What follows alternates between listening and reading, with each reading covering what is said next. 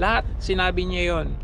Kumbaga, ang dami niya palang alam, ang dami niyang itinago, dahilan upang nalagay sa sakripisyo yung taong bayan.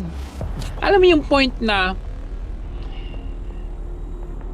at some point may guilt effect si VP dahil mas pinili niyang protektahan pa rin si BBM up to the last moment na hindi na niya kaya ganun na lang siya kagalit at nagmura dahil even despite the fact na mas pinili niya sila kaysa sa taong bayan, ganun pa rin ang ginawa. So for me, guilty man siya, pero at the end of the day, blessing in disguise na ganun ang nangyari at ginawa kay Yusek Lopez, kasi somehow it brought out yung sinasabi ni VP na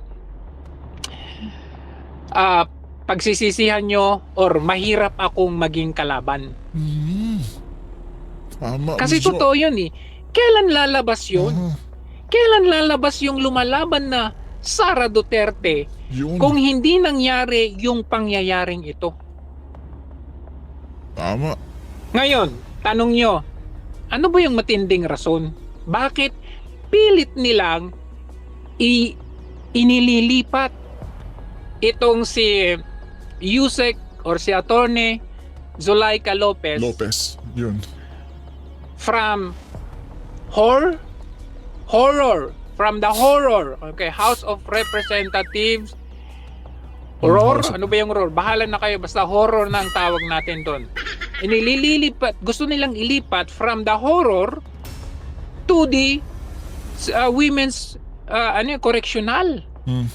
Iisipin ninyo wala sa batas natin at sa batas nila sa horror na yan na kapag ikaw ay detainee na contempt, may lalagay ka sa isang kulungan. Kulungan na yun. Basically, kulungan yan eh. Ang mga candidates dyan sa correctional na yan, yung may nasampahan ng kaso, akusado. Or, yung mga convicted na, or yung awaiting trials. Yung mga yun. Ito, simpleng na contempt lang. At wala pang kaso. So ngayon, balik tayo sa tanong. Busjo. Bakit pilit nila inililipat? Okay, yun yung tanong. Magandang tanong yan, Busjo. Balikan Sige, natin yung mga pangyayari. Hindi ba kayo nagtataka?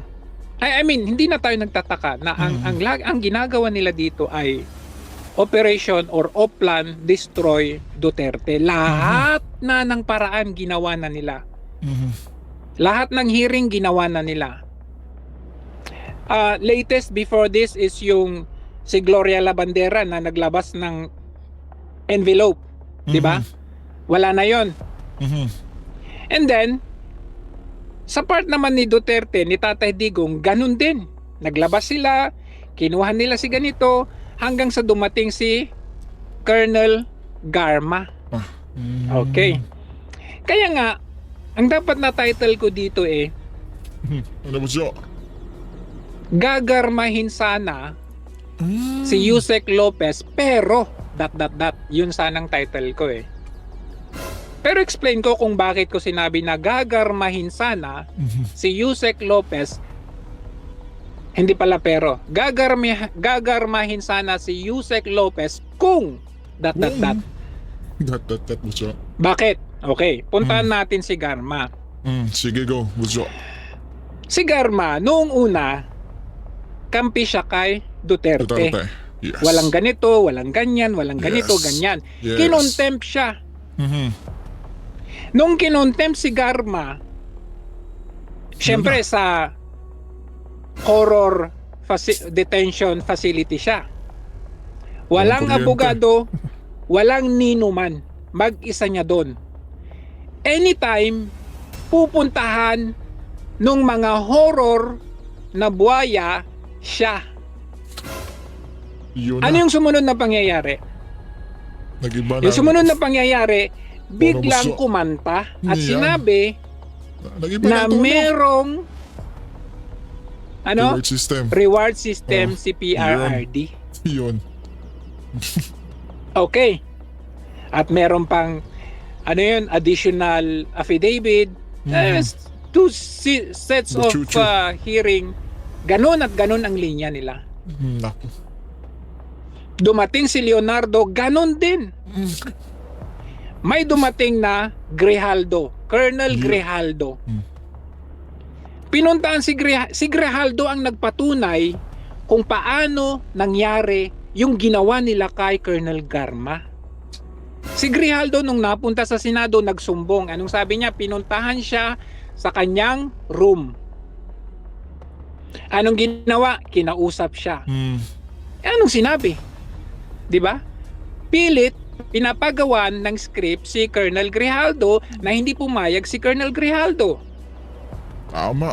Boss Joe. So nakukuha niyo yung nakukuha niyo yun? Yes, yes. Mag-isa nila, mag-isa ni Garma, mag-isa ni Leonardo, walang abogado. Ganon din si Grijaldo. May abogado kuno pero hindi naman sariling abogado ni Grijaldo. Ayan. Yun din yung sinasabi kaninang madaling araw ni Atty. Lopez Cabayan, di ba? May video na sinasabi nila na kung wala kang abogado, may abogado tayo dito, di ba? Pero ininsist pa rin ni Atty. Lopez mga kabayan na ayaw niyang sumama, di ba? Naku po, sumining mga kababayan, yung ginagawa nila kay Garma, kay Leonardo at sa iba pa mga kabayan ay syempre halatang halatado na gagawin nila kay Atty. Lopez Cabayan. Sad to say. So ganun yon. Kaya sinasabi kong gagarmahin si Yusek kasi ganun sana ang gagawin kay Yusek kung ang sagot? Kung Wala si BP na. kung mag-isa niya. Yun. 'Di ba? Ang tanong lang sa kanya ay bakit hindi umaten ang mga ito? Sabi niya, hindi ko namang kargo kung ayaw nilang umaten. Yun. And because of that, obstruction daw siya, kaya siya kinontempt. Nung kinontempt siya, syempre nasa isang kwarto ka. Hindi inaasahan ng mga horror buhaya na ito, nasasamahan siya ni VP Sara. VP Sara. Yun. Hindi nila expected yun. Nung sinamahan ni VP, si Yusek, sira Nataranta. yung kanilang script. Kaya nga mga kababayan, di ba, na si Kung Chuay tila nataranta, di ba, kabayan? Di ba, nagpa-press con yun? Di ba? At yung, general mga kabayan na yung dumidilat yung mata, di ba? Pasensya na po At pawis na pawis kung magsalita. Di ba, tila, kumbaga may... Naku po. Bakit? Kasi supposedly kung wala si VP Sara sa picture na ito at mag-isa ni attorney, kahit sabihin na natin, sige, siyempre sinasabi natin, hindi naman nila maano yan kasi abogado yan. Wala silang pakialam kahit abogado ka pa. President, Tama, Vice Gusto. President ka, binabastos nila kanina eh. Tama, Diba? Boss Joe. Kahit sino ka pa, wala silang pakialam. They have to follow the script. So dumating si VP, sira ang script nila, sinamahan ni VP, si Yusek. Lopez. Yes. Kailan yung next hearing? Monday. Yun. So, kung wala sana si VP, within this span of time, Friday, Saturday, Sunday, may Oh, mga time 3 days. ang mga buhaya puntahan si Yusek sa kanyang kwarto. Yun. Regardless kung abogado ka, regardless kung magaling kang sumagot. Tama. So nung nandun si VP, hindi nila mapuntahan. Anong ginawa nila? Noong unang gabi, pinatayan ng ilaw si VP. Thinking na ma-discourage si VP.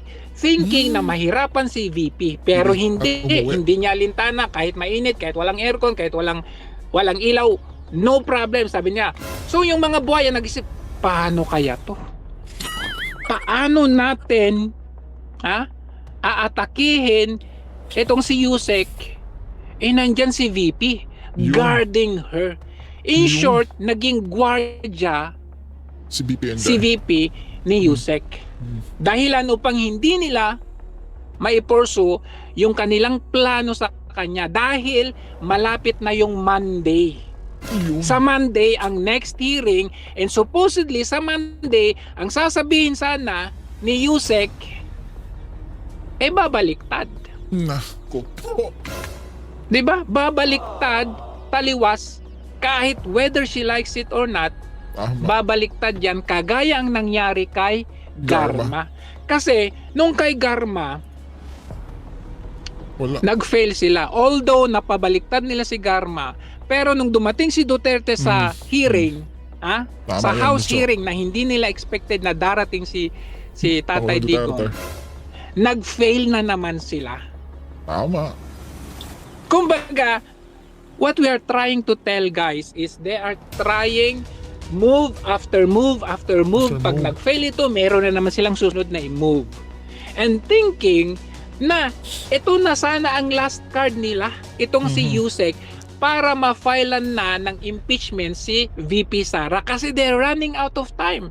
Remember, Tama. yung hearings nila, yung deliberations nila, they're running short of time. Patapos na itong 19th Congress by June. And remember, marami tayong mga holidays, maraming hanggang sila, Monday to Thursday lang sila. So, putting VP Sara to impeachment will take time. So that is why nagmamadali sila. And thinking, itong kay Yusek will be the last card sana. Nako But, po. unexpected, unprecedented, itong kay, narinig niyo?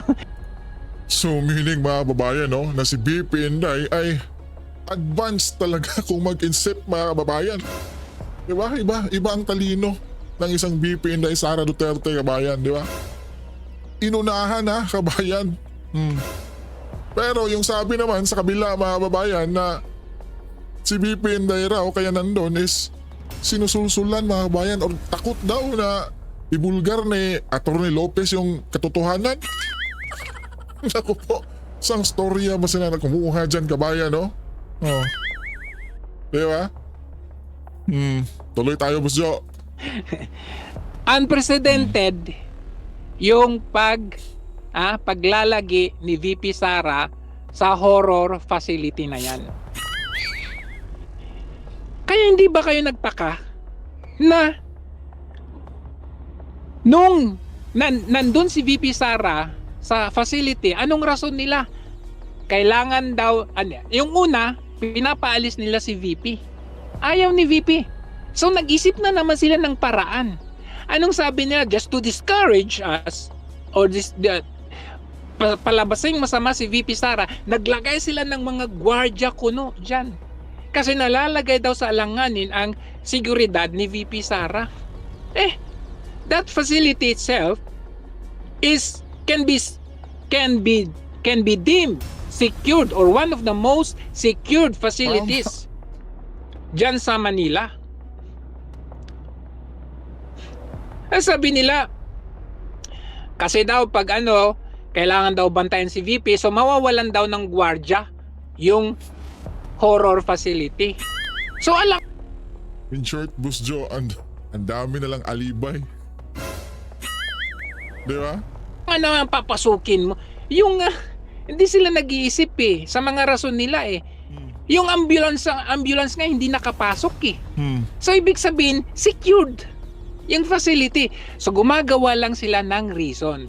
Nung nangyari yon, hindi na naman nila expected na magkakaroon ng panic attack etong si Yusek. Nung nagkaroon ng panic attack, ano na naman ang gagawin natin dito, may panic attack. So, immediately, bago pala nagkaroon ng panic attack, dahil hindi nila mapaghiwalay si VP at saka si Yusek, hindi nila mapaghiwalay, anong ginawa nila? Wala silang trabaho ng Friday. Paano sila magkakaroon ng committee hearing na magkaroon sila ng resolution na kailangan ito ilipat sa Women's Correctional? You could imagine, in the middle of the night, meron silang, sabi ko no, nag-zoom daw sila na may committee hearing daw sila na napagdesisyonan na ililipat siya sa Women's Correctional. Unang-una, ano ang grounds na ililipat ka sa Women's Correctional? Hindi siya convicted, hindi siya akusado. Pangalawa, you are doing that in the middle of the night. Hindi ba pwedeng mahintay? Hindi pwedeng mahintay kasi Monday na yung next hearing. Hindi pwedeng mahintay kasi kailangan mapaghiwalay itong dalawa kasi kailangan ng diktahan itong si Yusek. As long as hindi mapaghiwalay itong dalawa na ito, kayang-kaya nila, hindi nila kayang mapenetrate si Yusek. Kasi last card nga nila eh. They're treating her the last card. Diba? So kung titignan natin, kung medyo i-analyze natin yung mga sitwasyon na ganito, bakit? Magtataka ka. Why are they doing this? Bakit nila ilalagay sa Women's Correctional? Yun ang malaking Kasi pag tanong, nasa kabayan. Women's Correctional, don't tell me sasamahan ni VP Sara sa Women's Correctional. Of course, hindi na yun pwede. That is why perfect place yung horror facility na yan dahil andun yung may reason si VP doon kasi may opisina si Kong Pulong doon. So hindi wala silang nagawa doon. Unexpected at hindi nila naisip yung brilliant mind strategy ni VP Sara na samahan yung tao doon using the office of Kong Pulong. So pag inilipat nila sa Women's Correctional, paano masamahan ni VP Sara Aber? Hindi na masasamahan. Kaya nakapag-isip ang mga mokong ng kabobohan nilang galaw na ilipat sa Women's Correctional. Kaya by hook or by crook, ililipat talaga nila yan sa Women's Correctional anytime now. Kasi Monday na yung next hearing. Yun ang gagawin nila dyan eh. Kaya magtataka ka. Bakit St. Luke's, okay, ang gusto ng nanay St. Luke's. Magtaka ka, isinakay nila sa sarili nilang ambulance, ng horror ambulance or PNP ambulance, dinala nila sa veterans. Nagkaroon ng, okay, wala na silang magawa. Okay? Walang magawa. In the morning, inilipat from veterans to St. Luke's. Wala silang magawa. Nandyan si VP. Hindi nga nila mapaghiwalay eh. Tama, kabayan. You could imagine, pagdating mo sa St. Luke's, just few hours discharge. Kailangan nilang ibalik yan sa veterans. Bakit kamo? Kasi mas madali sa kanila na makontrol yon veterans. Government yun eh. Hindi natin alam kung safe nga. Magtaka ka. Paano nangyari na few hours lang na discharge sa St. Luke's? Isipin ninyo sino yung chopper na naglanding sa St. Luke's? Twice. Months ago. Hindi ba ang usap-usapan sila? So isipin ninyo, sino ang may power na ipa-discharge ang isang taong naghihingalo just a few hours at sasabihin okay naman, wala namang serious matters. So come to think about it, sino ang may power para sabihan ng St. Luke's, private yun pera ang gusto niya ni. Ang ospital pera, private hospital pera. But you come to think of it, bakit nila dinischarge? Malamang sa malamang may power ang nagdikta doon. Saan ka nakakita? Okay, so ililipat. Saan ka nakakita? Dumating si Torre. Siya nagpa-press con sa media. Si VP Sara binawalan. Imagine, Vice President yun. You mean to say mas malakas pa si Torre kaysa sa kay VP Sara? Saan ka nakakita ng ganun? And you could imagine a policeman banging the door yung ambulance, nandun pa si VP Sara. Munti ka na lang Sobrang gusto pagkabastos yun. Kaya kitang-kita mo dito talaga yung talagang senaryo na gusto nilang mangyari. Paghiwalayin itong dalawa na ito para may sakotuparan ang plano nila. Kasi, i-remember, yung impeachment na ikinakasan nila. Oh, nasabi na ni Kong Marcoleta, sa lahat ng mga merong confidential funds, ahensya ng gobyerno, say it, 1,000 agencies ng gobyerno o 500 kamo, bakit si VP Sara VP Sara confidential funds lang ang iniimbestigahan? Diyan pa lang, guys. Tama. Diyan pa lang. Kung nangyayari yan sa VP, sa isang vice president, second highest position in the land, paano pa kaya tayo Tama. na walang kaposi-position? You could imagine You could imagine. Nakakalungkot, kabayan. Balikan nyo si Garma, wala siyang kakampi that time. Walang nagbantay sa kanya. Walang Sara Duterte ang tumabi sa kanya. That's the reason why kinayang-kaya nila si Garma and the likes of Garma. Hindi nila nakaya itong si Yusek Lopez kasi binantayan siya ng second highest position in the land na hindi nila ine-expect. Tama. Yan sa tingin ko, and I think you would agree with me, ang matinding Tama, dahilan Siyempre. kung bakit pilit nilang inililipat itong taong ito sa Women's Correctional despite the fact na hindi naman siya convicted. Yun. Tama, Diba? kabayan. Oh, sa tanong na bakit si Castro hindi nakulong, Yan, Oh, Boss Jo. may Oh, magsasagot. bakit? Kasi hindi pa siya, meron pa yang, anong tawag nito? Meron pa siyang appeal. Oh, kung yung convicted nga, pwede pang mag-appeal. Yun. Ito pa kaya, na cited in contempt lang, bakit nilagay na kaagad sa isang kulungan? Yung ang convicted, hindi pa nilalagay sa kulungan, tapos yung cited in contempt, nilagay sa kulungan, gustong nilagay sa kulungan? How is that? Sino ang hindi magagalit? Ikaw tanggalin natin yung political Sige. leanings natin. Sige, Come Boss to Jo. try to think of it. Isa kang ordinaryong tao. Mm. I-realize mo lang, tama ba itong ginagawa? Isang convicted, hindi nakulong. May power pa mag-cite in contempt. Hindi nakulong. May karapatan siya mag-appeal, yes. Pero yung na-cite in contempt, nag-comply lang. Walang karapatang mamili kung saang ospital. Walang karapatang mamili na eto ang gusto kong kainin, etong ganito. Walang karapatan. Walang karapatang mamili ng abogado. Tapos gustong ilagay sa kulungan. Ang fault niya lang is na-cite siya in contempt. Contempt. Just for the mere fact answering na hindi naman niya cargo yung mga taong ayaw umattend sa hearing na yan. Kasi kung in aid of legislation, this would not go this far to the point ng isang vice president ay magmumura. Ngayon, naka-concentrate sila dun sa pagmumura ng tao without even getting the point. Yun. Why nagmura ang isang tao? Yun, mga kababayan eh.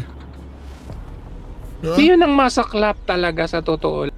Yun yung almost na ibinalita ng mga bayarang media, kabayan. Diba? Yung galit ni BP Inday. Diba? Tapos, yung pinapakalat pa nilang, diba? Gusto raw patayin ni BP Inday yung presidente.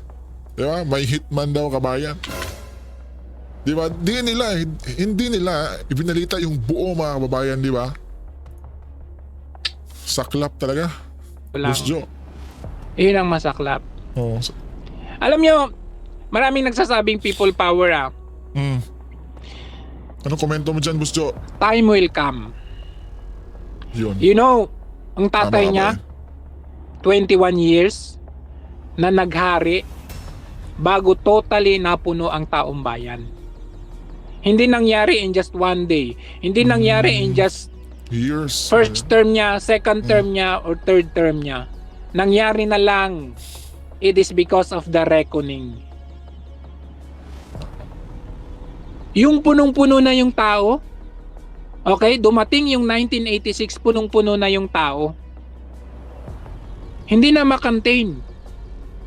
Yung mag-walkout ka sa eleksyon, Namprel, mag-walkout sa eleksyon, it just shows na punong-puno na yung tao. Tayo, punong-puno na tayo. But there's always a boiling point. Darating tayo sa boiling point. When? We don't know.